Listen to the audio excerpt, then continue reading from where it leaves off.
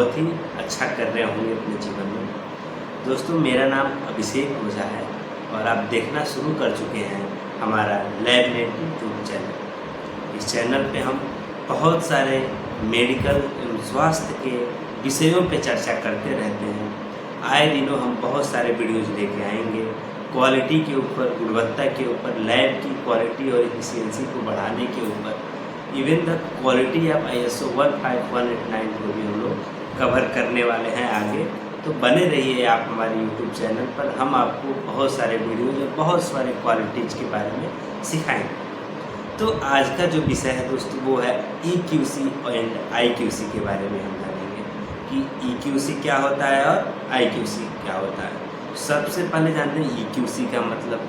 EQC का मतलब होता है एक्सटर्नल क्वालिटी कंट्रोल, मतलब वो क्वालिटी कंट्रोल जो कि आप बाहर से मंगाते हैं या किसी मैन्युफैक्चरर या फिर टॉप क्वालिटी के ऑर्गेनाइजेशन से आप क्वालिटी का कंपैरिजन करते हैं between your lab to other labs. ठीक है, इसको क्या बोलते हैं? EQC बोलते हैं।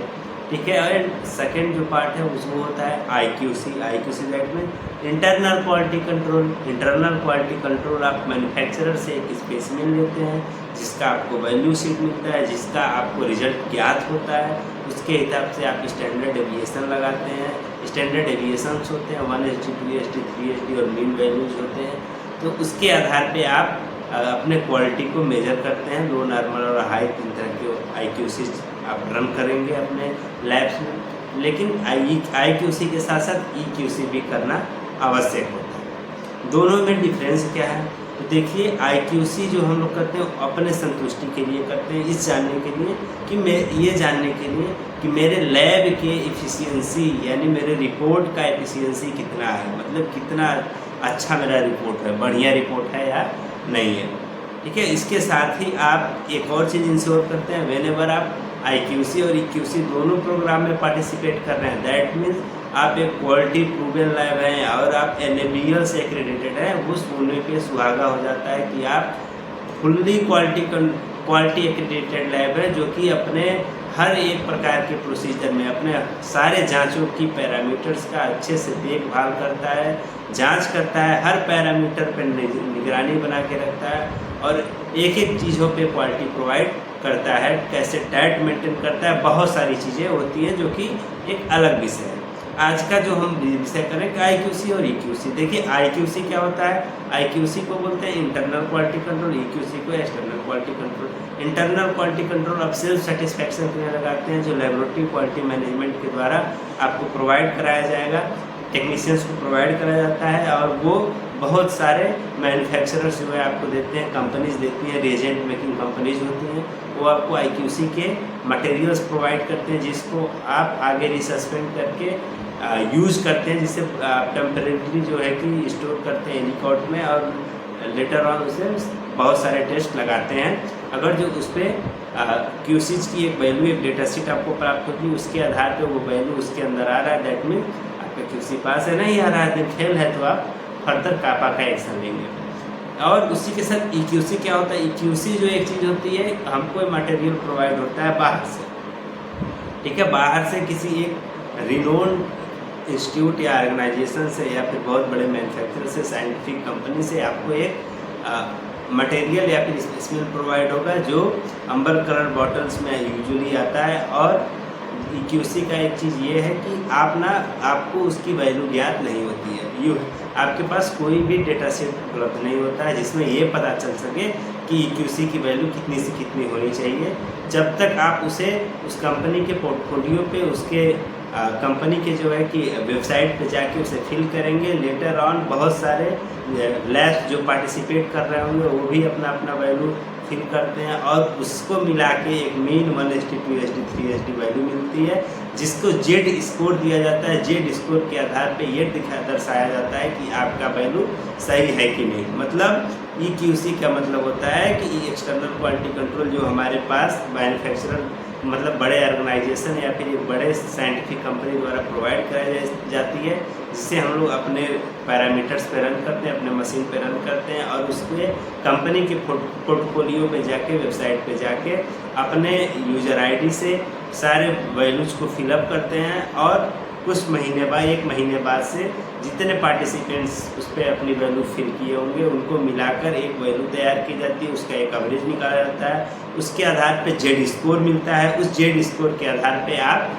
EQC को रेगुलेट कर पाते हैं, ये जान पाते हैं कि मेरा पैरामीटर्स काम कर रहा है कि नहीं। मतलब EQC का डेटा शीट आपको ज्ञात ना होगा, ना कि मैन्युफैक्चरर को पता होगा। वो जब सारे लोग, सारे पार्टिसिपेंट जिनको EQC भेजा जाएगा उनकी वैल्यू को मिला के एवरेज निकाला जाता है, जिससे ये डिसाइड होता है कि हमारा EQC का वैल्यू सही है कि नहीं। तो उम्मीद है कि आपको ये चीज़ क्लियर हुई होगी।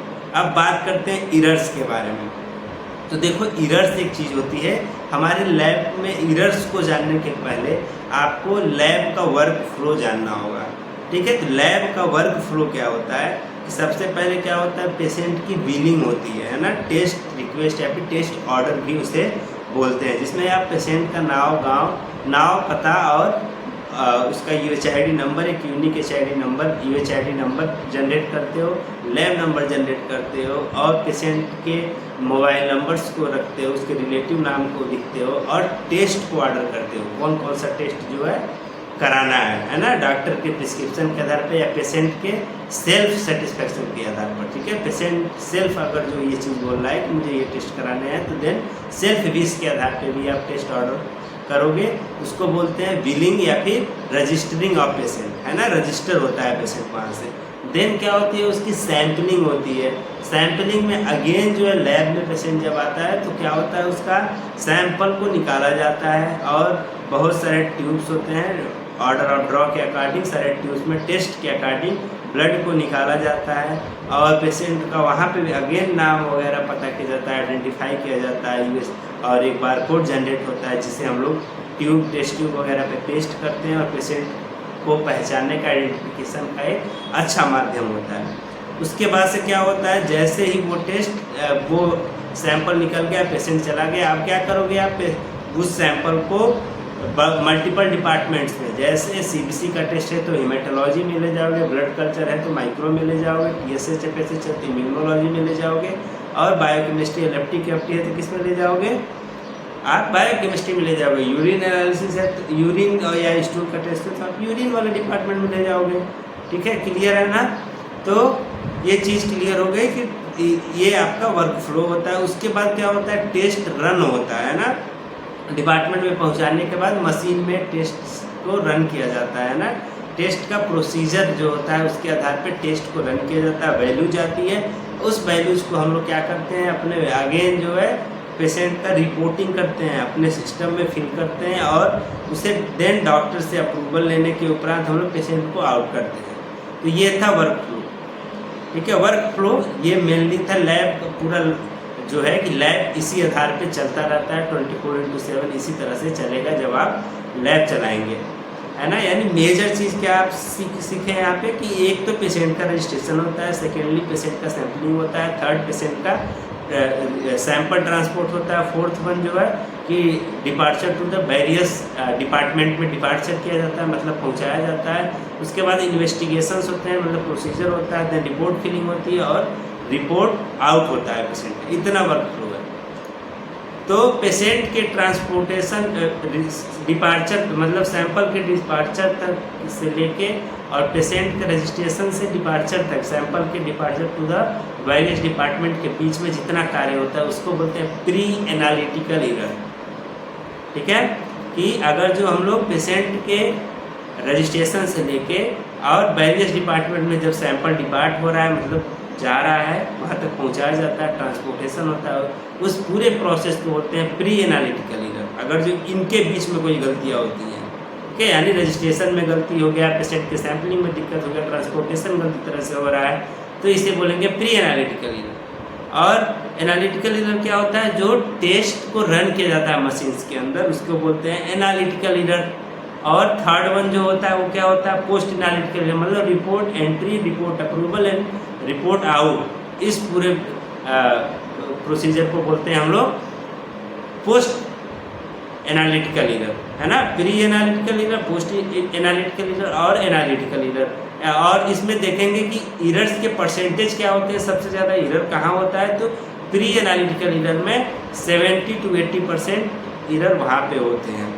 3 to 6% एरर होता है एनालिटिकल एरर, ठीक है, और 10 से 20% एरर क्या होता है, पोस्ट एनालिटिकल एरर होता है, ठीक है। उम्मीद करते हैं आपको ये चीज़ समझ आया होगा, ठीक। एरर्स और IQC और EQC हमारा एक टॉपिक था।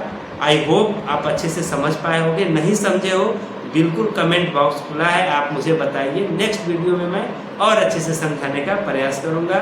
और ये हमारे IQC EQC का भी ये वीक चल रहा है, इसमें हम बहुत सारे वीडियोज़ बनाने वाले हैं IQC और EQC के संबंध में। एक लेंदी टॉपिक हो जाएगा, दैट्स वाई मैं 10 या 12 मिनट का ही वीडियो बनाता हूँ ताकि आप समझ पाओ। आगे हम फिर मिलते हैं एक थोड़े समय के बाद, तब तक के लिए धन्यवाद।